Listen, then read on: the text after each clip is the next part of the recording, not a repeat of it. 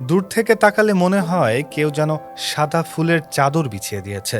আষাঢ় থেকে কার্তিক মাস পর্যন্ত এই পুরো বিল জুড়ে ফুটে থাকে অসংখ্য সাদা পদ্ম ফুল। এই মনোমুগ্ধকর দৃশ্য যেন সৃষ্টি করেছে এক স্বর্গীয় আবহ। ঠাকুরগাঁও জেলা শহর থেকে প্রায় ৪০ কিলোমিটার দক্ষিণে পীরগঞ্জ উপজেলায় এই সৌন্দর্যে মোহিত করছে কলিযুগ বিল। ভোরের সূর্যের আলো ছড়িয়ে পড়তেই শুরু হয় দর্শনার্থীদের আনাগোনা।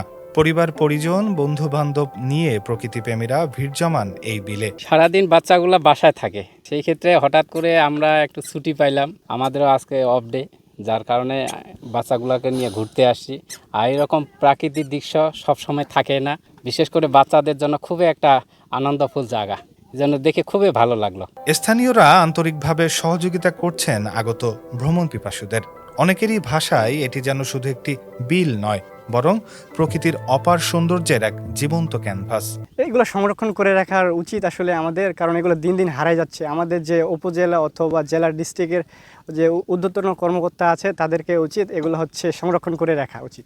বিলে প্রবেশের জন্য স্থানীয় বাসিন্দা মোখলেসুর রহমান ও তার ভাই মতিউর মতি নিজেদের উদ্যোগে একটি ছোট কাঠের সাঁকো নির্মাণ করেছেন। তবে বিলের ভেতরে চলাচলের জন্য নৌকার ব্যবস্থা না থাকায় দর্শনার্থীদের পড়তে হচ্ছে নানা ভোগান্তিতে। জলাভূমি জুড়ে ফুটে থাকা পদ্ম প্রকৃতিকে যেমন নতুন রূপ দিয়েছে, তেমনি গ্রামের শিশু কিশোরদের শৈশবও ফিরিয়ে এনেছে আনন্দের উচ্ছ্বাস।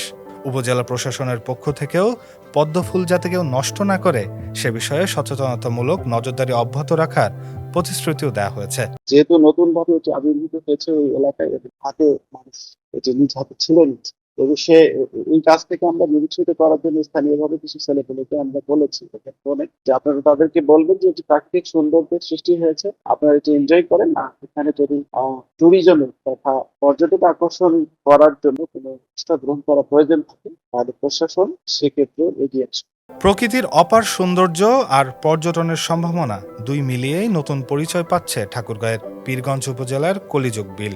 এখন শুধু অপেক্ষা প্রয়োজনীয় সরকারি উদ্যোগের।